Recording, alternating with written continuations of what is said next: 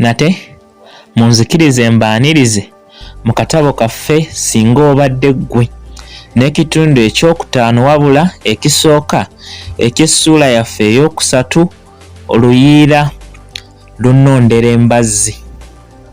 Katono okukujjukizaako we twakoma mu kitundu kyaffe ekyayita eky'essuula eyookubiri eriiso lya maayi linkyusisa endowooza.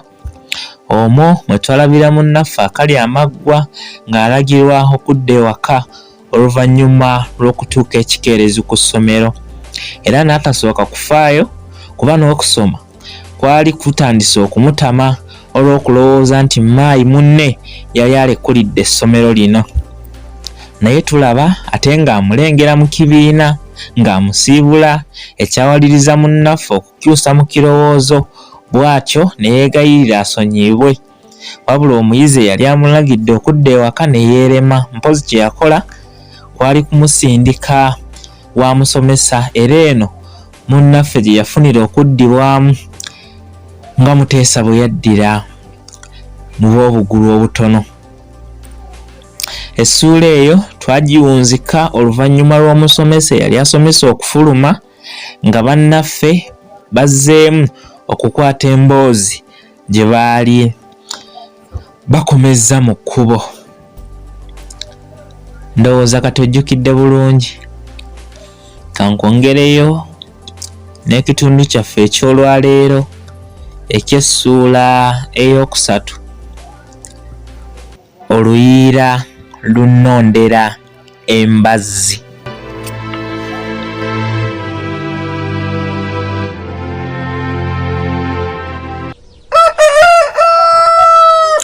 Nabeera ne maayi okumalira ddala ebbanga ng'omukwano gwaffe tegukendeera, mpozi okweyongera obweyongezi buli n'obudde gye bweyongera. Nze nali musambi wa mupiira ate munnange nga muddusi, era nga tafuumuuka ne bafuumuuka. Kale mu by'okudduka maayi yali mmundu mmenye ku ssomero lyaffe. Nga tuli mu kibiina eky'omukaaga waliwo essomero lye twakyalako okuwakanya mu kusamba akapiira, era ng'amasomero mangi gaali gazze nago geetabe mu kumeggana kuno. Ffe essomero lye twasooka okuzannya nalyo baali baliyita Misanvu Primary School, eryalimu n'omukono gw'Abazungu.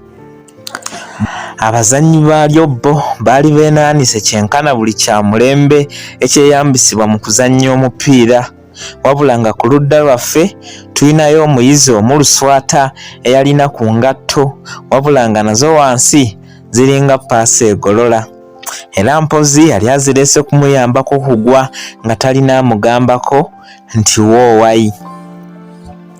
Empale twali mu za ssomero n'essaati z'essomero ezaaliko n'amapeesa, era bwe tutyo nga bwe tuyimiridde okwambalagana n'omulabe.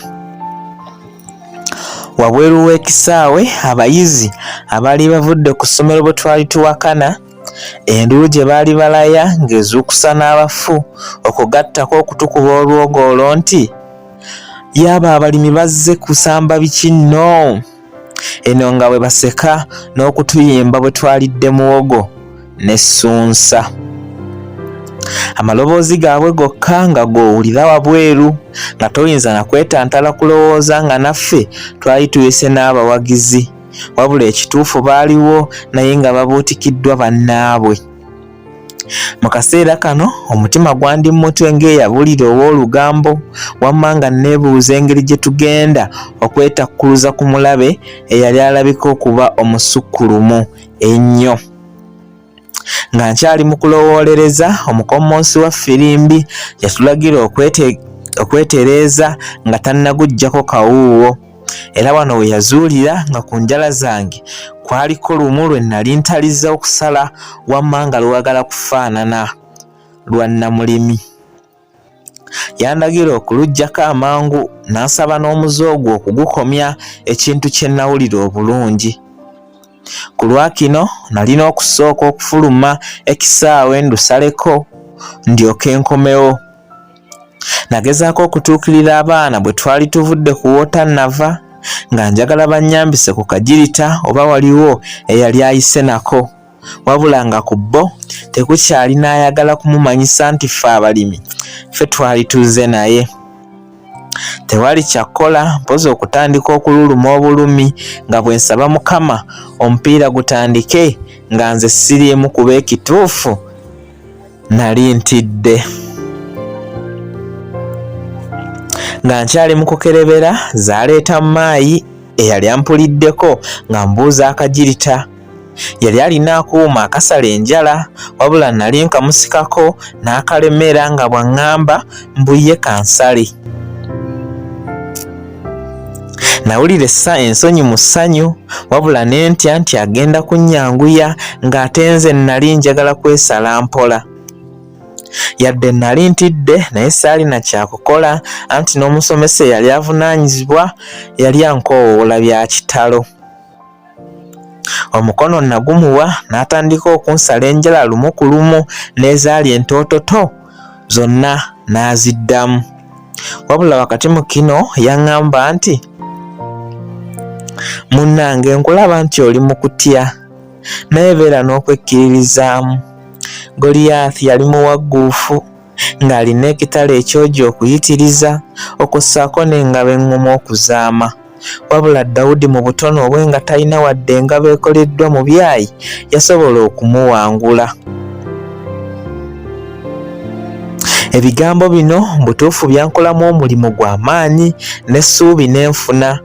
Era bwe naddayo mu kisaawe nga bwe byaŋŋambwa nange saakyusaamu bwe nabigamba bannange.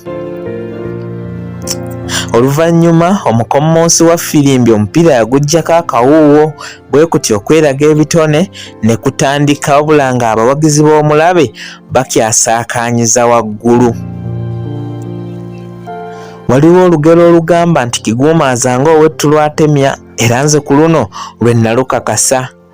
Anti wadde bannaffe baali banyumye nnyo bwe batyo naye kye baali bakoze kwali ng'okuggalira ebyoya by'enswa mu nnyumba eyazimbibwa ne zaabu.